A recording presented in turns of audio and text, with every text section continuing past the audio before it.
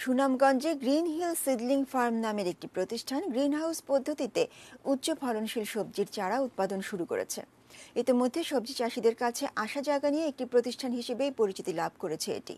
সুনামগঞ্জ প্রতিনিধি পঙ্কজদের রিপোর্ট। সুনামগঞ্জ সদরের সীমান্ত গ্রাম আমপাড়ায় 1 একর জমিতে গ্রিন হিল সিডলিং ফার্ম। আধুনিক এই পলি হাউসে প্লাস্টিক ট্রেতে মাটির পরিবর্তে নারকেলের ছোবড়ায় তৈরি কোকোপিট প্রক্রিয়াজাত ও জীবাণুমুক্ত করে বীজ বপন করা হচ্ছে। উপরে শেডনেট দিয়ে তাপ নিয়ন্ত্রণ করা হচ্ছে কৃত্রিম উপায়ে। এখানে উৎপাদিত চারা 20 দিন পরে রোপণযোগ্য হয়। গ্রিন হিল কর্তৃপক্ষ জানায় অতিবৃষ্টি ও অকাল বন্যায় চারা রাখতে পারছেন না চাষিরা। এই কারণে এই বিকল্প চিন্তা। ইতিমধ্যে টমেটো, ফুলকপি ও মিষ্টি কুমড়া সহ নানা জাতের 25,000 চারা বিক্রি হয়েছে। মাটিবিহীনভাবে এই চারাগুলো আমরা উৎপাদন করছি। এটা আমরা রোদ্রের তাপ দিয়েছি, যে জন্য চারাটা এই অবস্থা হয়েছে।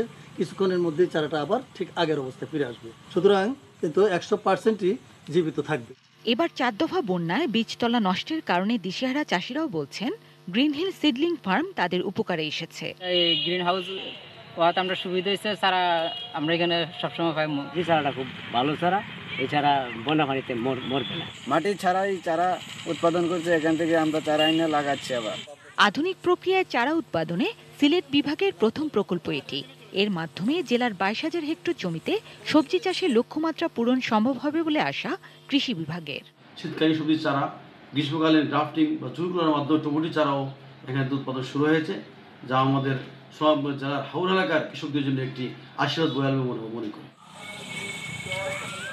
জিনিয়া ইসলাম, ডেস্ক রিপোর্ট, এটিএন নিউজ।